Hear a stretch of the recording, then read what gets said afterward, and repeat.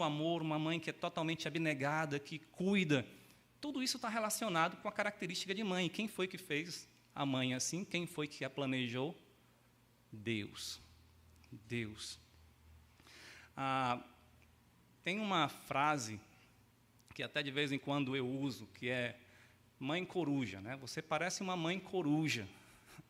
Talvez quem conhece aí de onde surgiu essa expressão, mãe coruja, sabe que foi de uma fábula, fábula A Coruja e a Águia. Será que você lembra dessa fábula, né? Escrito aí por um escritor francês, La Fontaine, né? Acho que a Tainá não está aqui para corrigir meu francês, mas eu creio que é mais ou menos isso o nome.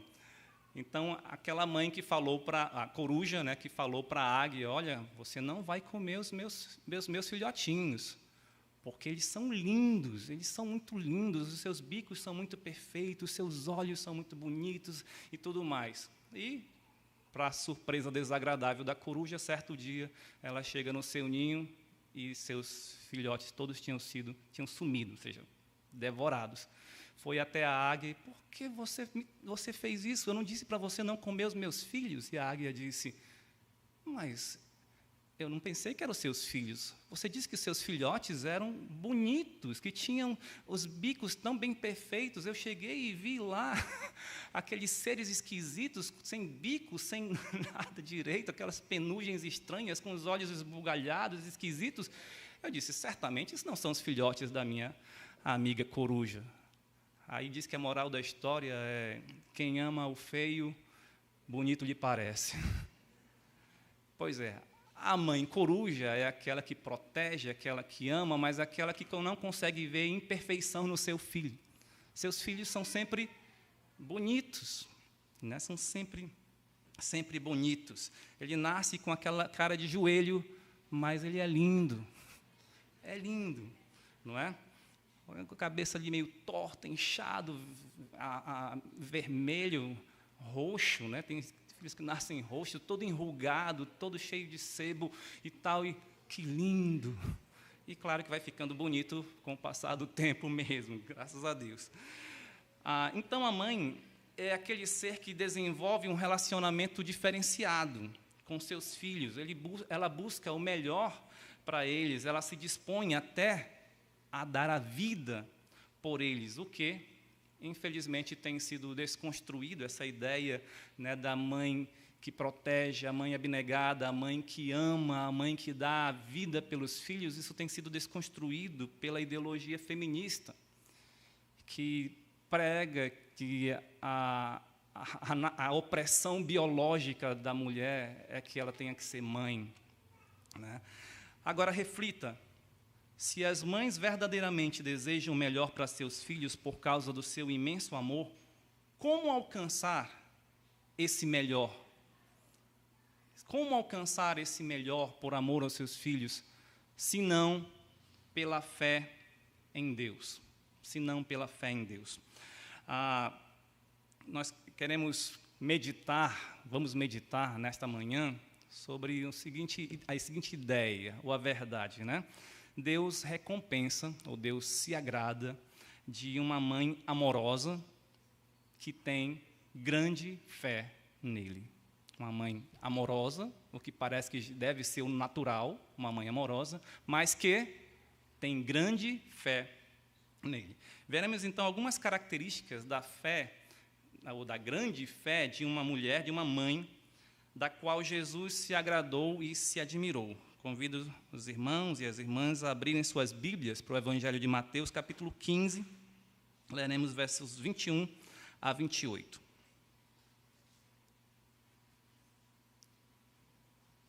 Mateus 15, 21 a 28.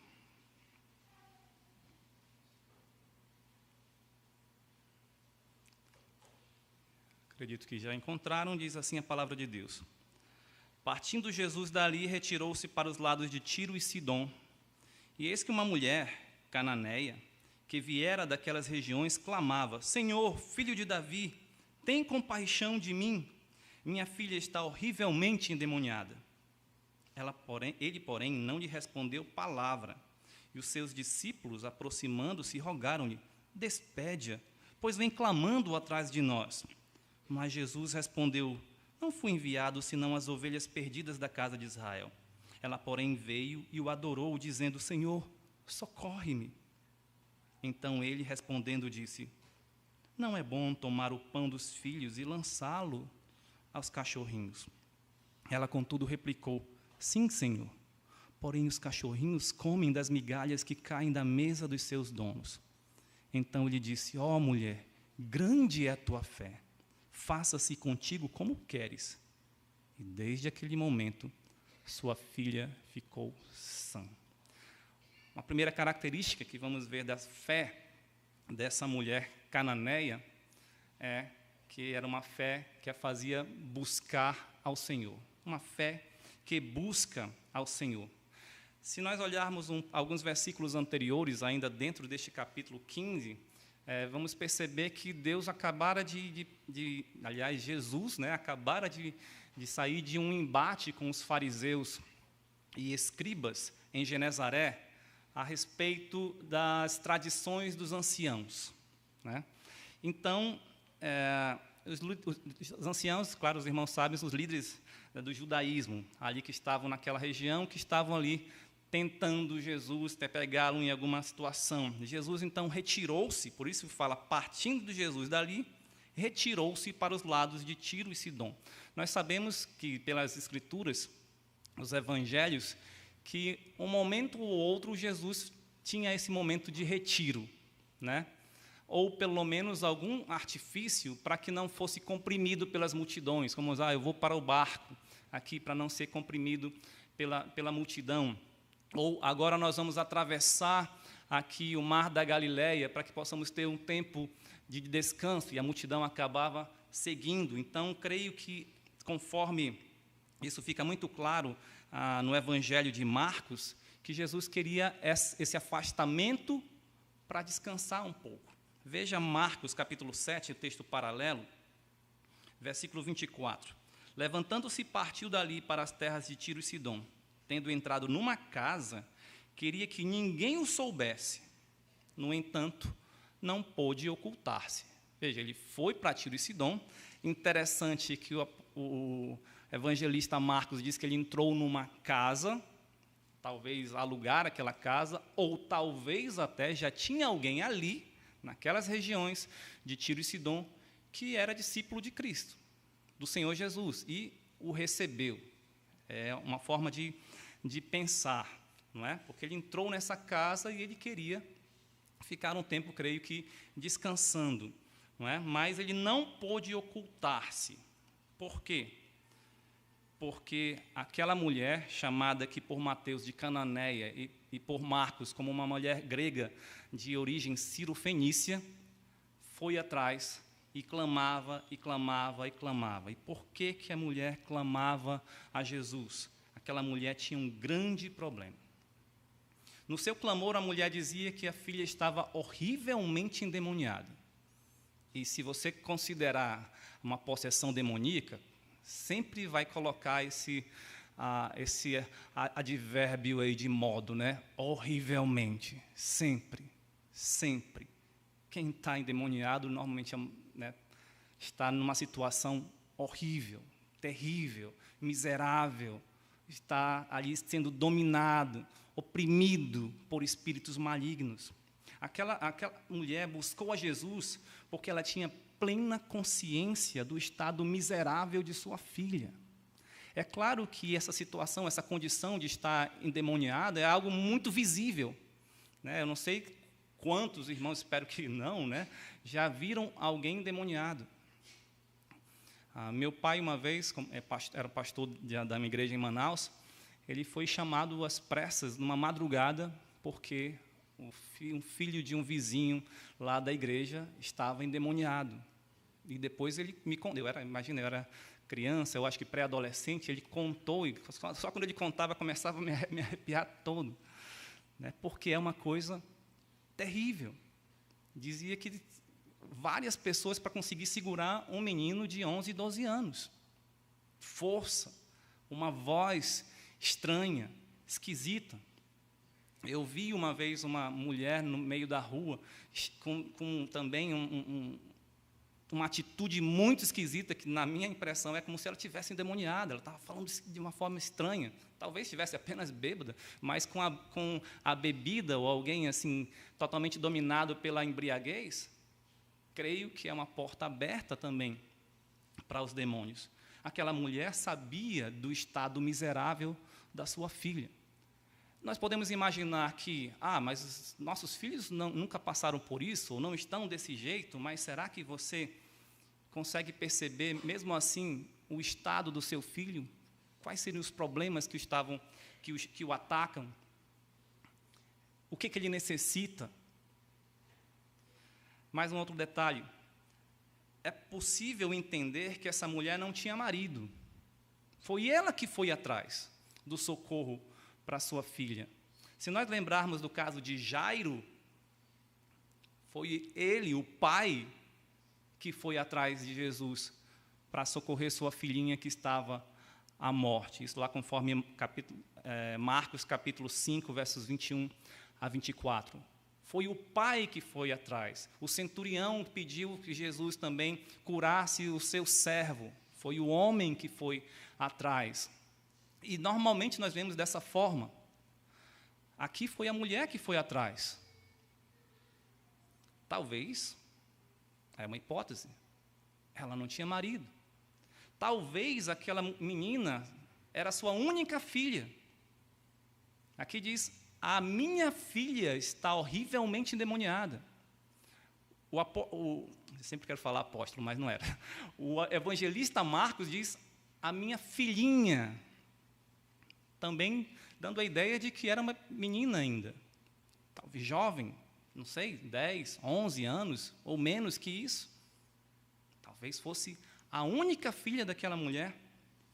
Agora, se aquela menina estava horrivelmente endemoniada, se aquela mulher não tinha marido e não tinha outros filhos, quem ficaria com sua filha em casa?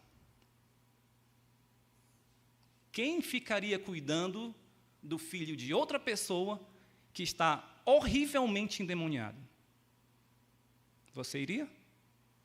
Vizinha, você pode ficar aqui, eu tenho que chamar alguém para me ajudar. Você pode ficar cuidando da minha filha? O que ela tem? Está gripada?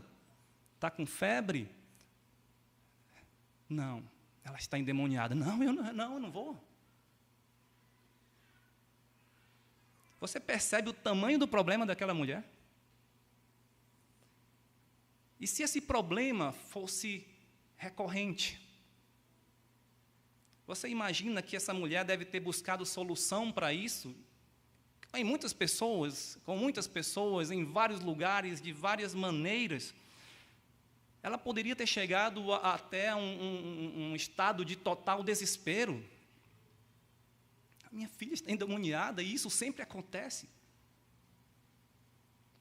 Porém, volta para Marcos capítulo 7, diz no versículo 25. Marcos 7, 25. Porque uma mulher cuja filhinha estava possessa de espírito imundo, tendo ouvido a respeito dele, Jesus, veio e prostrou-se-lhe aos pés. Ela ouviu falar de Jesus. Lembra que eu perguntei no início? Se uma mãe quer o melhor para os seus filhos, ou para os seus filhos, porque os ama, como conseguir o melhor? Ela deve ter buscado de várias formas, mas ela ouviu falar de Jesus e creu nele, foi atrás dele, buscou a Jesus. Ela tinha uma fé que a impulsionou a buscar o Salvador, buscar quem realmente poderia lhe ajudar. Mães, será que cada uma de vocês conhece o real estado dos seus filhos? Como eu falei, graças a Deus, nenhum deles está endemoniado. Mas, quando eu leio 1 Timóteo, capítulo 4 e versículo 1, eu imagino que tem outras formas do demônio, dos demônios ou do diabo atacar os nossos filhos e a nós mesmos. 1 Timóteo 4, 1. Ora, o Espírito afirma expressamente que nos últimos tempos alguns apostatarão da fé, por obedecerem a espíritos enganadores e a ensinos de demônios. Talvez o demônio não esteja no corpo, né, possuindo, dominando alguém, mas esteja na mente através dos seus ensinos. Será que você sabe o que seu filho tem aprendido por aí? Será que essas coisas são ensinos enganadores? São ensinos de demônios? Será que você tem essa consciência? Lembra, você não está vendo como aquela mulher podia ver a filha daquele jeito terrível. Mas, se você é uma mãe atenta, que está cuidando e próxima dos filhos, você sabe o que pode estar trazendo algum tipo de prejuízo, de malefício ao seu filho. Será que cada mãe aqui busca ao Senhor a fim de levá-lo a abençoar seus filhos, como aquela mulher estava fazendo? Aquela mãe cananeia buscou ao Senhor Jesus Cristo. A sua fé nele a impulsionou a isso. Agora veja, a sua fé era incipiente, mas era legítima. Considerando Marcos, capítulo 3 e versículo 8, é possível que pessoas daquela região de Tiro e Sidom, ou pelo menos de seus arredores, que foram ver e ouvir a Jesus anteriormente, falaram dele, aquela mulher. Marcos 3,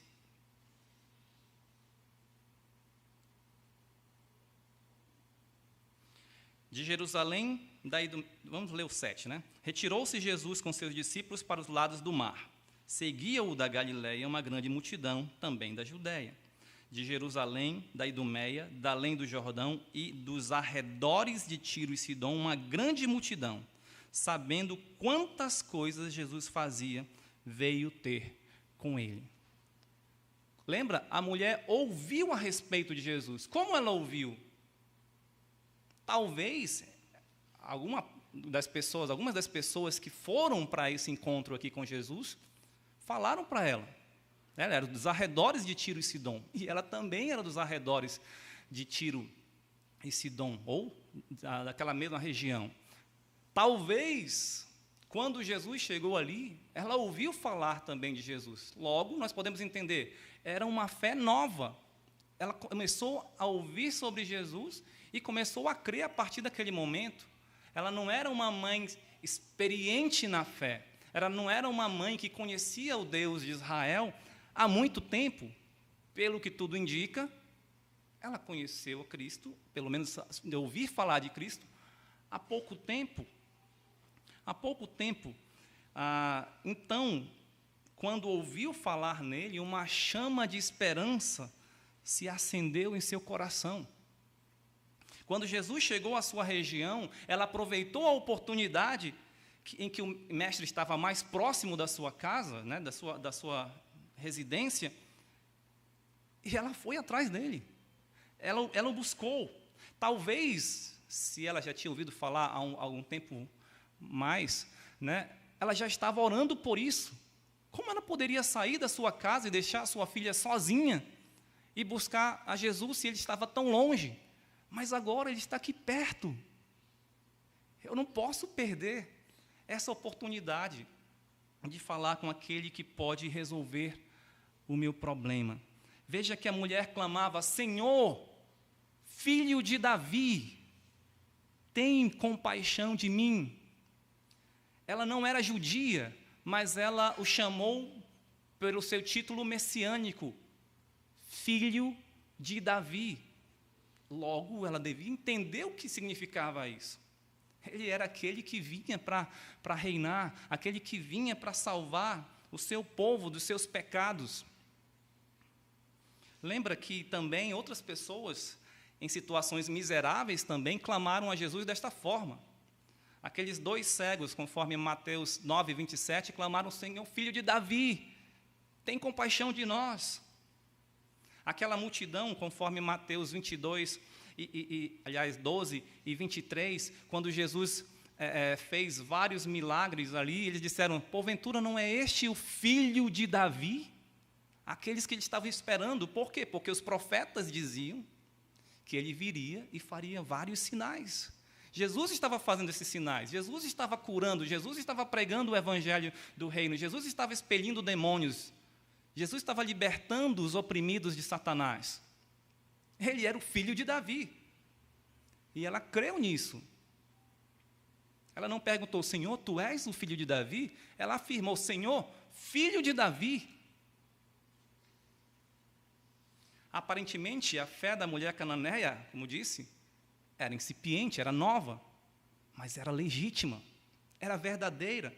Podemos entender também que Deus fez a fé germinar no coração daquela mulher através do seu sofrimento.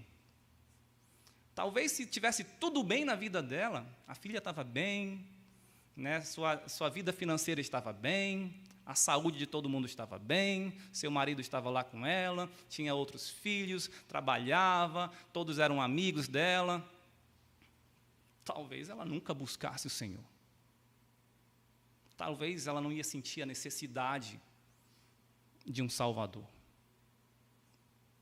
Parece então, e eu acredito que é isso mesmo, nós cremos, Deus já sabia, Deus preparou todas as coisas. Por que ele sabia? Porque foi Ele que quis. Foi Ele que preparou. Jesus foi para um lugar com esse intuito de descansar, mas nós sabemos o que aconteceu quando ele foi, passou por Samaria e ficou descansando no poço de Jacó, enquanto os seus discípulos foram à cidade a buscar comida. Ele continuou trabalhando, fazendo a vontade do Pai. Deve ficar claro, então, que não podemos considerar a busca daquela mulher por Jesus como um ato de desespero, como a última chance. É mais ou menos vamos pensar que alguém está perdendo os cabelos e fica preocupado. Eu não quero perder, mas eu não quero ficar careca. Vou fazer de tudo para recuperar meus cabelos. Aí vai atrás de um médico, vai atrás de um remédio, olha na internet, começa a aparecer um monte de coisa na internet, né? Olha, milagre aqui, deixa de usar esse remédio, passa. Então vai fazendo tudo. Mas a pessoa não tem fé naquilo. Ela simplesmente fica buscando: eu vou tentar, até que chegar um que melhore alguma coisa. Isso não é fé. Isso é tentativa e erro. Não creio que essa mulher estava fazendo isso. Senhor, filho de Davi, tem compaixão de mim. Isso representava a sua fé, não era um desespero. Lembra que desespero é não ter esperança. Na verdade, ela foi a Jesus por ter esperança. O que diz Hebreus, capítulo 11, versículo 1? A fé é a certeza, é o firme fundamento de coisas que se esperam. Fé está sempre ligado com esperança. A convicção de fatos que se não veem. Ela tinha certeza que Jesus poderia ajudá-la. Por que a mulher cananeia clamava a Jesus? Observe que o tempo verbal aqui nos deixa entender que esse clamor era contínuo. Ela não clamou a Jesus, ela clamava. A ideia de continuidade. Porque ela cria que só Jesus poderia lhe socorrer. Não havia outro meio. Sua fé a fez buscar o Senhor.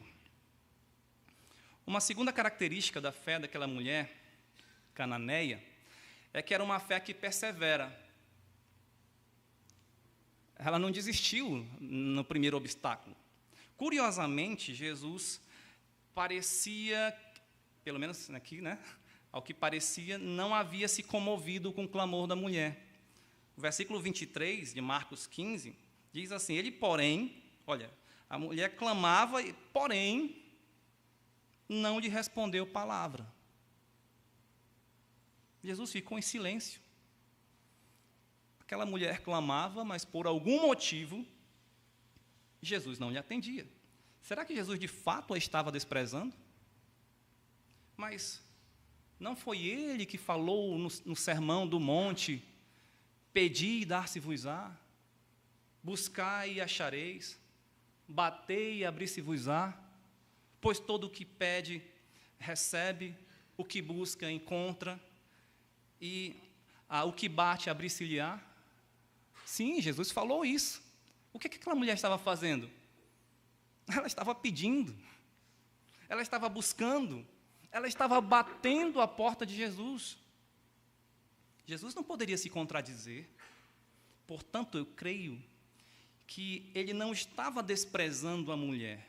Antes, depurava e fortalecia a sua fé, mesmo com seu silêncio. Mesmo com o silêncio. Os salmos, alguns salmos, eu vou citar pelo menos alguns aqui, de lamentação, né? Salmo 13, por exemplo. Olha o que diz o salmista Davi: até quando, Senhor, esquecer-te-ás de mim para sempre? Até quando ocultarás o rosto de mim? Parece que Deus estava em silêncio para com Davi. Veja o Salmo 10. Por que, Senhor, te conservas longe e te escondes nas horas de tribulação? Veja o início do Salmo 28. A ti clamo, ó Senhor, rocha minha, não sejas surdo para comigo, para que não suceda, se te calares acerca de mim, seja eu semelhante aos que descem a cova. Parece que Deus não estava respondendo Davi. Porém, em todos esses salmos, veja o final do Salmo 28, versículo 8. O Senhor é a força do seu povo, o refúgio salvador do seu ungido. Salva o teu povo e abençoa a tua herança, apacenta-o e exalta-o para sempre. Veja o final do Salmo 13, versículos 5 e 6. No tocante a mim, confio na tua graça, regozije-se o meu coração na tua salvação. Cantarei ao Senhor porquanto me tem feito muito bem. Embora o salmista dissesse que Deus não estava lhe atendendo, ele continuava confiando. Há um hino que cantamos de vez em quando, um hino novo que cantamos de vez em quando aqui na igreja, cujo título é Meu Deus é Bom. A segunda estrofe diz: como ofereces teu perdão ao pecador? Onde encontrarei a proteção? Há alguma cura para o meu interior quando silencias na oração? Questiona-se: Senhor, o Senhor vai me fazer algum bem? Ou está me fazendo algum bem quando silencia? E aí o refrão: embora sem compreender, eu hei de confiar, e do caminho que traçaste, não vou me afastar. Buscando o teu conselho, tu me deste direção em todo o tempo e lugar, meu Deus é bom. A mulher cananeia não se calou, nem mesmo diante do silêncio de Jesus. Pelo contrário, perseverou. Perseverou. Ou seja, aquela fé, que possivelmente era uma nova fé, estava se fortalecendo, estava sendo lapidada, depurada, purificada. Jesus estava fazendo isso. Jesus não a estava desprezando. Assim também haverá momentos em que parece que Deus não nos dá ouvidos, mas devemos continuar orando com uma fé perseverante. As palavras dos discípulos também não a afastaram. Veja, continuando aqui, Mateus 15, versículo 23. Seus discípulos, aproximando-se, rogaram: despede-a, pois vem clamando atrás de nós.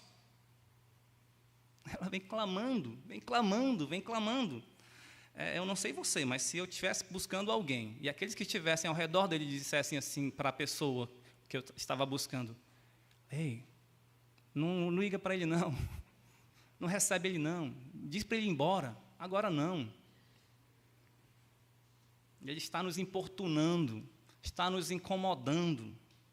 Eu ficaria triste, talvez chateado, e iria embora mesmo. Se isso fosse na igreja, já pensou? Chega alguém aqui na igreja buscando a palavra de Deus e os crentes ignoram, desprezam, não fazem caso ou até desencorajam. Não, vá para outro lugar. Fique aqui não. A pessoa talvez nunca mais voltaria para a igreja. Aquela mãe não se importava com o que falavam a seu respeito, mas continuava clamando porque amava a sua filha e cria que Jesus poderia curá-la. Será que Jesus não estava usando aquela situação, então, para ensinar algo a seus discípulos também? Esses discípulos parece que estavam sempre atrapalhando de certa forma, né? Eles também estranharam quando Jesus estava ali conversando com a mulher samaritana. Lembre-se que esses discípulos eram judeus e a mulher era estrangeira. Era uma mulher e estrangeira. Certamente aquela situação era desconfortável para eles, inoportuna, né? Incômoda. Mas eles deveriam aprender a amar as pessoas em seus sofrimentos, independentemente de sua etnia, sexo ou condição social. Eu creio que Jesus estava a dar uma lição para seus discípulos. Mas você, mãe, você deixaria de buscar a Jesus se outros crentes te desprezassem, te desencorajassem? Você está buscando a palavra de Deus, lê aqui um texto, fala com o irmão, não, isso aí não dá certo, não. Faça isso, não. Não, esse negócio de ir para a igreja não dá certo, não. Você pode ficar em casa. Veja pela internet. Não converse com aquele irmão lá, não. Vamos fazer outra coisa. Faça como aquela mulher e persevere na fé, mesmo diante das atitudes negativas daqueles que deveriam ajudar você. É por isso que nós devemos colocar os nossos olhos sempre em Jesus. É claro que podemos dar um bom testemunho diante das pessoas. Devemos fazer isso como crentes para agradar ao Senhor, para glorificar a Deus, é claro. Mas nós somos falhos e às vezes nós vamos olhar para alguém e aquela pessoa vai falhar, e aí? Devemos continuar olhando para Cristo. Para Cristo. Outra característica da fé daquela mulher cananeia é que era uma fé que adora ao Senhor, que a levou a adorar ao Senhor. Jesus, depois de tanta insistência da mulher e do rogo de seus discípulos, respondeu: não fui enviado senão as ovelhas perdidas da casa de Israel. Versículo 24. A quem Jesus respondeu? Aos seus discípulos ou à mulher? Lembre-se de que seus discípulos tinham acabado de lhe rogar que despedisse a mulher. Será que eles queriam que Jesus primeiro a atendesse para que depois pudesse despedi-la logo? Lembra do juiz iníquo, né? Aquela mulher que lá importunava, até que aquele juiz, eu vou logo atender a causa dela para que ela pare de me importunar. Talvez os discípulos estavam pensando dessa forma: Senhor, atende logo essa mulher para que ela possa ir embora. Às vezes a gente faz isso, infelizmente, né? Devido à degradação da nossa sociedade, as pessoas vêm, né, necessitando aí de alguma coisa, e a gente desconfia: esse cara está pedindo dinheiro para usar drogas, né, esse cara está querendo isso, né, um mendigo na rua e tal, e vem alguém aqui, e você dá logo um dinheiro porque quer que ele vá embora. Talvez os discípulos estavam pensando dessa forma. O fato é que aquela resposta não foi favorável à mulher. Mesmo assim, sua atitude foi impressionante. Olha, eu não fui enviado, senão para as ovelhas perdidas da casa de Israel. Ou seja, você aqui, gentios, não são minha prioridade. Mas a resposta, a atitude da mulher foi impressionante. Ela o adorou mesmo tendo ouvido essa resposta negativa de Jesus. O versículo 25 diz: ela, porém, veio e o adorou, dizendo-lhe: Senhor, socorre-me. A expressão adorar aqui significa se prostrar. É claro que quando hoje nós falamos em adoração, muita gente vai pensar mais em cantar louvores a Deus. Adoração não é só cantar louvores, né? Nós adoramos com várias outras atitudes. Aquelas, claro, vão honrar e glorificar a Deus. Então, nós não podemos pensar que a mulher estava ali adorando, cantando ao Senhor. Não, ela se prostrou. Essa era a ideia, em reverência, em total reverência a Deus, ao Senhor Jesus Cristo. Então, Jesus estava em silêncio. Enquanto Jesus estava em silêncio, a mulher clamava. Mas quando o Senhor falou, ela se prostrou diante dos seus pés, aos seus pés. É como se ela considerasse, agora o mestre me deu minimamente uma atenção, ele falou algo para mim. A resposta de Jesus apresentava a prioridade de sua missão, os judeus. Por isso ele chama de as ovelhas perdidas da casa de Israel. Essa era a prioridade. Jesus veio para o que era seu, mas os seus não o receberam. Isso fica muito claro no Evangelho de Mateus. O evangelista está querendo mostrar isso. Como Jesus agiu a despeito por causa da rejeição do seu povo? Então, você vê, por exemplo, Mateus 9, versículo 36, ali revela que Jesus se compadeceu com as multidões porque eram como se fossem ovelhas exaustas, né? Que não tinham pastor. Em Mateus 10, versículos 5 e 6, quando Jesus envia os seus 12 apóstolos a pregar e a fazer sinais, ele diz que é para eles irem de preferência aos da casa de Israel. Não vão aos gentios, nem aos samaritanos, mas, preferencialmente, essa expressão, vão às ovelhas perdidas da casa de Israel. Aquela era a prioridade da sua missão, inicialmente. Essa era a prioridade. Porém, o mestre já havia curado o servo do centurião romano, um gentil. Mateus 8, versos 5 a 13. Ele também já tinha expelido demônios de 2 gadarenos, né? Conforme Mateus capítulo 8 e também Marcos capítulo 5. Gadara era uma das cidades da Decápolis, né? 10 cidades gentílicas, a maioria das pessoas que viviam ali eram gentios, embora houvesse judeus. Lembra dos porqueiros? Os judeus não iam cuidar de porcos. E a gente pensa também na mulher samaritana, mais para frente.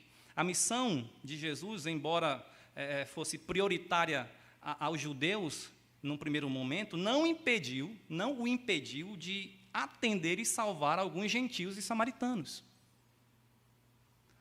O que foi dito em Atos 1 e 8, mas recebereis poder ao descer sobre vós o Espírito Santo e sereis minhas testemunhas, Jesus falando aos seus discípulos, tanto em Jerusalém, como em toda a Judéia e Samaria, até os confins da terra. Naquele momento, o foco era os judeus, mas depois se expandiria a todos os povos da terra. A mulher cananeia, logo após ouvir a resposta de Jesus, o adorou, revelando uma profunda reverência para com o Mestre. Muitas vezes os sofrimentos nos levam aos pés de Jesus em adoração. Mais uma vez, se tudo tivesse bem com ela, será que ela iria adorar o Senhor? Você já percebeu que quando nós estamos passando por situações aflitivas, de sofrimento, como crentes, né? É o momento que parece que mais nós buscamos ao Senhor em oração. Nós pedimos para os irmãos orarem por nós. Nós devemos adorar ao Senhor em todo o tempo, mas parece que no sofrimento, isso nos impulsiona ainda mais. Essa é a atitude correta de um crente fiel. Não a murmuração, não o vitimismo, não a blasfêmia. Por isso, mães fiéis que sofrem por seus filhos e que desejam o bem deles, adoram a Deus. Quer fazer bem para o seu filho? Busque o Senhor, adore-o, clame a Ele. Ela sabia que somente Jesus poderia socorrê-la. O versículo 25 descreve a mulher cananeia adora o Senhor dizendo, socorre-me. Olha a forma de adoração. Ela se prostrou e disse, socorre-me. Se ela está pedindo socorro, ela está pedindo a ação de um Salvador. Socorre-me. Aquele que acabara de dizer que foram enviados senão para as ovelhas perdidas da casa de Israel, era o Salvador daquelas ovelhas. Iria salvar, resgatar aquelas ovelhas. Ele era o Messias. Se as ovelhas da casa de Israel estavam perdidas, Jesus iria salvá-las. Quando a mulher pede socorro a Jesus, ela também se coloca como uma ovelha perdida, necessitando de um resgate. Senhor, eu também preciso da tua ajuda. Senhor, eu também sou uma ovelha perdida. Eu preciso de socorro. Eu não sou da casa de Israel, mas eu também estou perdida. Eu também preciso de misericórdia. Foi como se ela dissesse, socorre a mim também, Senhor. É interessante notar que a mulher clamava anteriormente, Senhor, filho de Davi, tem misericórdia de mim. É claro que quem estava endemoniada era a sua filhinha. A mulher havia dito isso. Então, por que ela pediu misericórdia para si? Por que ela pediu, Senhor, socorre-me? É claro que é porque a mãe sofria juntamente com a filha. A dor da filha era a dor da mãe. Eu creio que toda mãe, e claro, os pais também, mas vamos aqui falar especialmente das mães, entendem muito bem o que é isso. Quem é a mãe que muitas vezes não chora junto com os filhos? O filho está chorando por dor, porque está doente, e a mãe começa a chorar junto. É como se ela estivesse sentindo aquela dor. Quem é a mãe que não fica acordada até que o filho durma? Porque ele está doente, fica ali do lado dele. Eu lembro de uma vez o Gabriel estava com a garganta tão inflamada, nós tivemos que levar a um pronto-socorro. E o médico daquela unidade lá fez algo que a gente ficou assim. Mas a febre dele estava muito alta. Então disse, tem que levar ele para o chuveiro.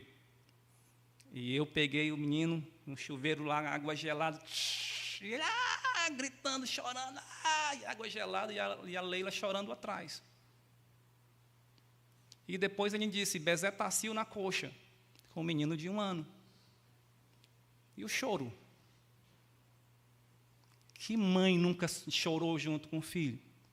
Lembra do metiolate? Tinha que soprar depois.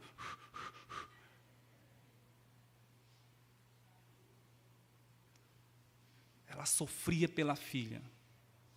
E imagina, que sofrimento. Que sofrimento.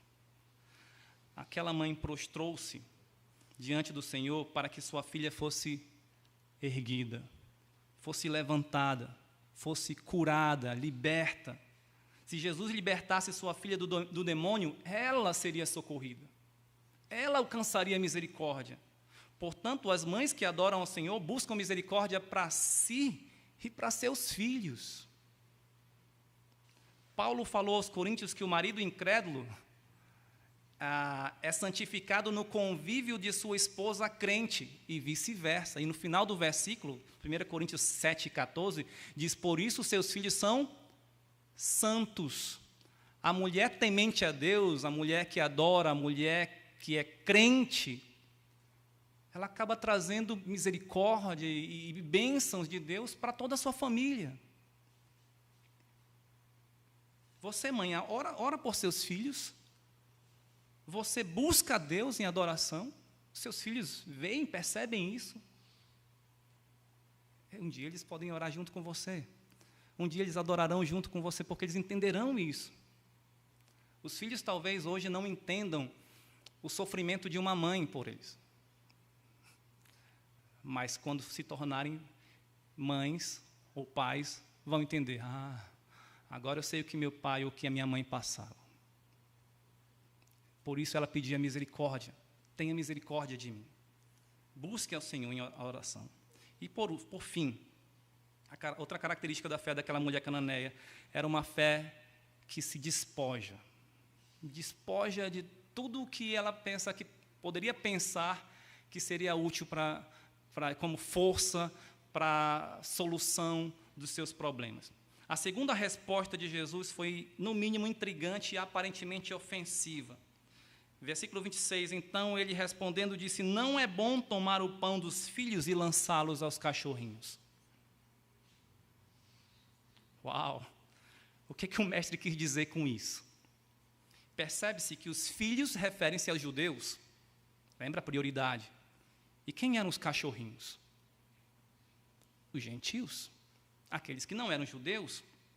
Sabe-se também que no Novo Testamento, cães, o termo cães, era pejorativo, especialmente se usado para falar sobre alguém. É dito que os judeus chamavam os gentios de cães. Mas se você olhar Mateus 7, 8, Filipenses 3 e 2 e Apocalipse 22 e 14, que tem essa expressão, sempre é para algo negativo. Em Apocalipse 22 e 15, de fora ficam os cães. Mateus 7, 8 vai falar, não lanceis as suas pérolas aos cães e aos porcos. É sempre negativo. Até hoje, se alguém chamar outro de cachorro ou de cadela, é uma ofensa terrível. O que o mestre quis dizer com aquilo? Jesus usou um termo no diminutivo. Não foi a palavra cães mesmo, mas cachorrinhos. Certamente se referindo ao pet de hoje, né? Ao cachorrinho de estimação, que era uma atitude muito mais reconhecida e feita pelos gentios do que pelos judeus, que desprezavam mais os cachorros, os cães. Isso segundo alguns estudiosos, né? É claro que também não sabemos qual foi o tom de voz quando Jesus fez aquela declaração. A gente está lendo aqui. Mais ou menos quando alguém manda um WhatsApp para você, você fica pensando aqui, em que tom que a pessoa está pensando nisso aqui, né? Imagina, não é bom tomar o pão dos filhos e lançá-lo aos cachorrinhos.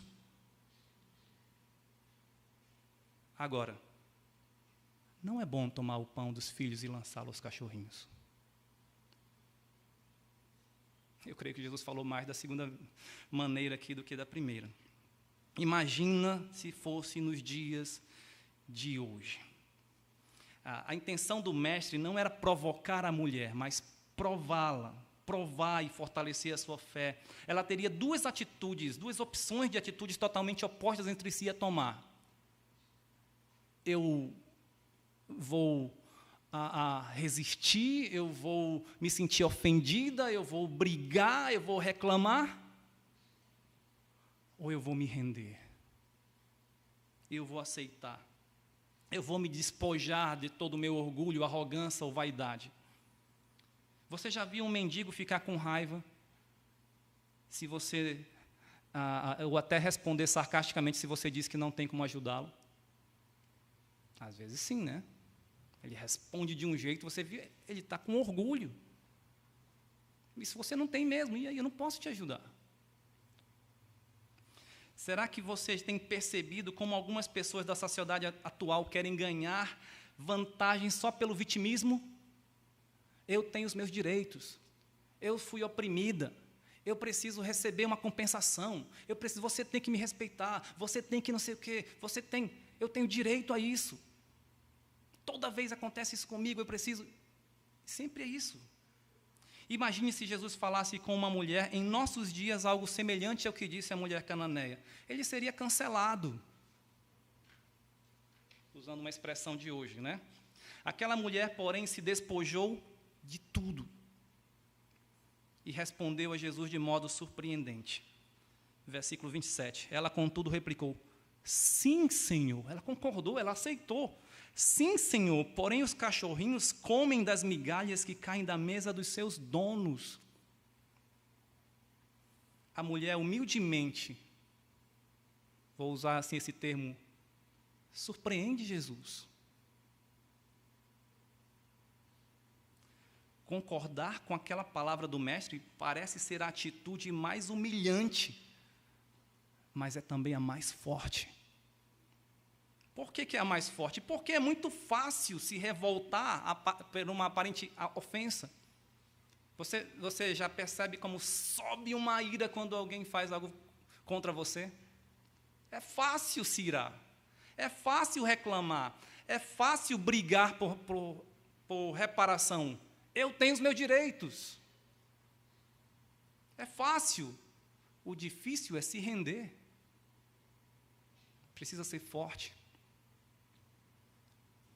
E aquilo foi uma revelação de que a fé daquela mulher estava firme. A mulher cananeia replicou: sim, Senhor. Porém, os cachorrinhos comem das migalhas que caem da mesa de seus donos. Note que aquela mulher não se coloca como um cachorro. Aliás, aquela mãe se coloca como um daqueles cachorrinhos que comem das migalhas que caem da mesa dos seus donos. Ela se satisfazia. É claro que você pode lembrar aqui a história do rico e do Lázaro, né? O mendigo. Lá, naquele texto, diz que Lázaro desejava comer das migalhas que caíam das mesas do rico.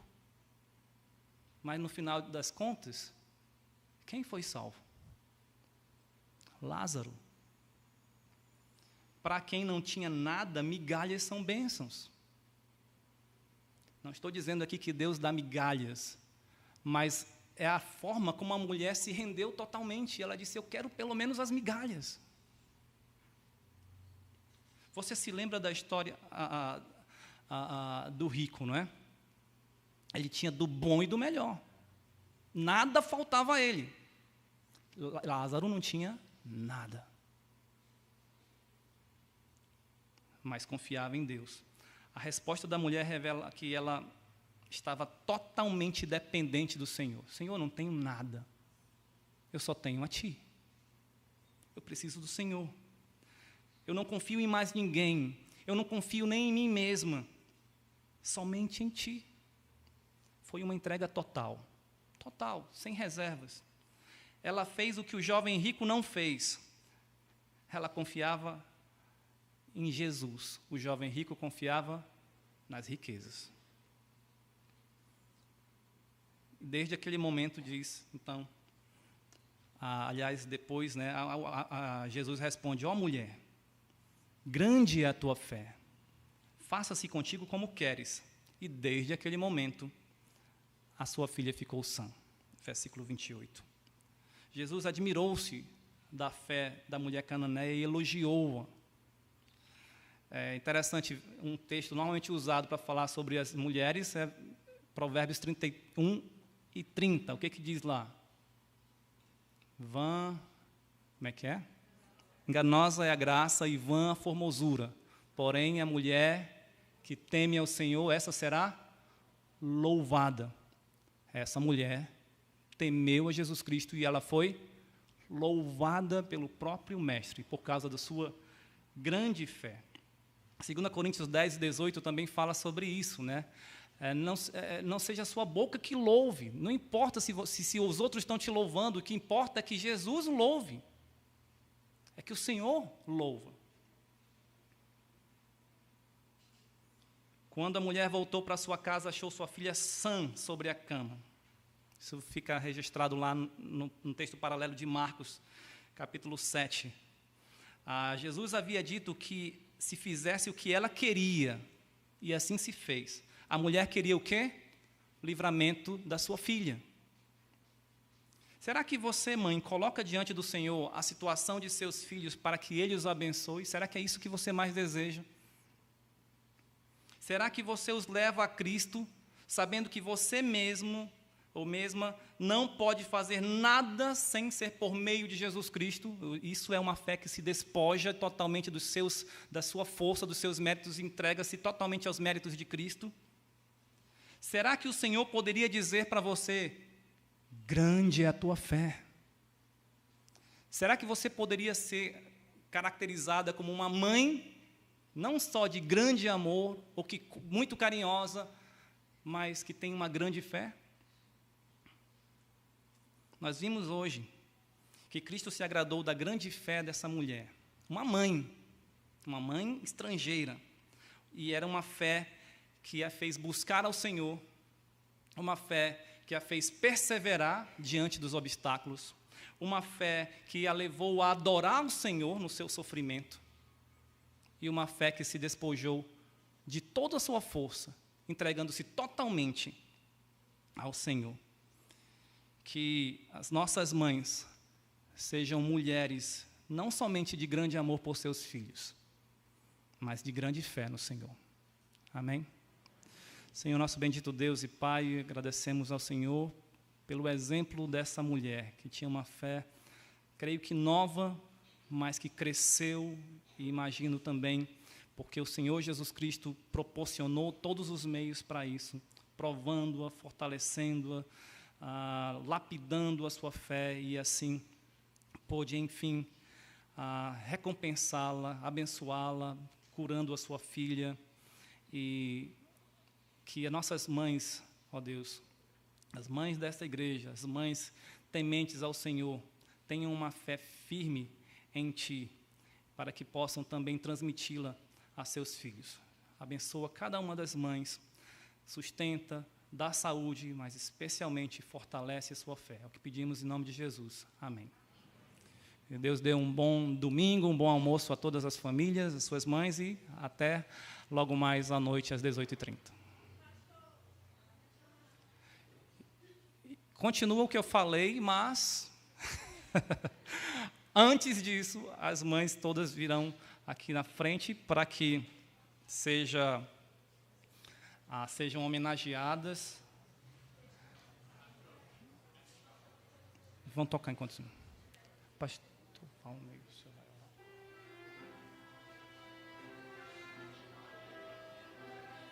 lá. Estão chamando as mães.